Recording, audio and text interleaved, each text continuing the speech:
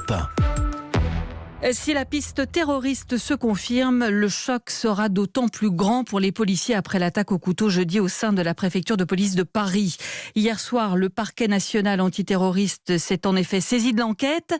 Qu'est-ce qui a conduit Guillaume Bié, les magistrats, parmi les derniers éléments dont vous avez connaissance, à prendre cette décision ?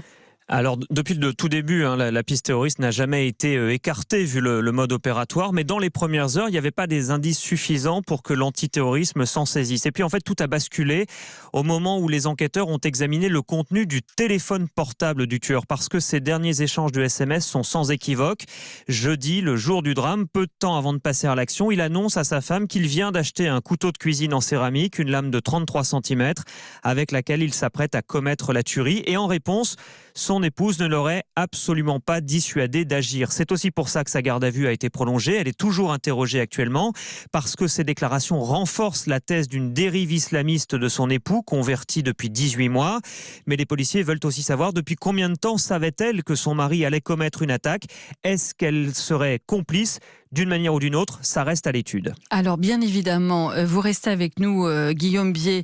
Cette piste terroriste semble désormais privilégiée. Ça conduit à se poser une question. Comment cet agent administratif qui travaillait au sein même de la direction du renseignement de la préfecture a-t-il pu passer entre les mailles du filet ? Je vous propose d'écouter à ce propos Jean-Paul Maigret. Il est secrétaire général adjoint du syndicat indépendant des commissaires. Il est lui-même en poste à la préfecture de police de Paris. La notion d'échec, je la relativiserai. On n'est pas dans un état totalitaire où en permanence on scanne la vie des gens. Et dans un pays comme la France, il y a un certain nombre de droits qui ne permettent pas de tout savoir, même sur un fonctionnaire qui travaille dans le milieu du renseignement. Je rappelle que c'était un agent administratif qui était d'abord chargé de l'informatique.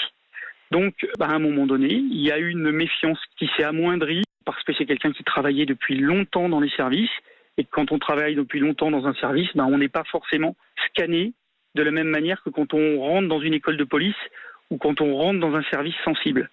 Donc derrière, ça va nous amener à faire de la détection en continu pour essayer de détecter les gens qui sont déjà présents dans nos services, pour se servir de ce qui s'est passé, pour identifier les failles et être meilleur. Parce qu'on a le droit de faire des erreurs terribles comme celle-là une fois, mais après, il faut s'en servir. Voilà donc Jean-Paul Maigret, on le rappelle, secrétaire général adjoint du syndicat indépendant des commissaires. Guillaume Bié, on entend ces explications, mais on se pose tout de même la même question. Est-ce qu'il y a eu une faille pour que la dérive de ce policier administratif ne soit pas détectée ? Est-ce qu'il n'y a pas des contrôles spécifiques pour ces agents-là ? Alors si, ils sont très contrôlés, mais au départ. C'est-à-dire que ce policier chargé de la maintenance informatique dans le service de renseignement parisien avait reçu une habilitation secret défense pour pouvoir intervenir sur tous les postes, sur tous les ordinateurs, même ceux où il y a des données sensibles. Et pour avoir ce genre d'habilitation secret défense, il y a une enquête extrêmement approfondie. Mais ensuite, il n'y a pas de surveillance en continu de tous les agents. Il y a une vigilance sur des écarts de comportement, mais il n'y a pas vraiment d'enquête à proprement parler tous les jours, tous les mois, sauf si le chef de service a un doute et à ce moment-là, il saisit l'IGPN, la police des polices. Alors concernant cet homme, aujourd'hui c'est évident qu'il y a eu une faille dans la détection de sa dérive. Ça peut s'expliquer peut-être par le contexte, peut-être par une forme de discrimination. C'était un agent administratif réservé, malentendant, avec des vraies difficultés à s'exprimer et aussi à évoluer, à être reconnu dans son travail.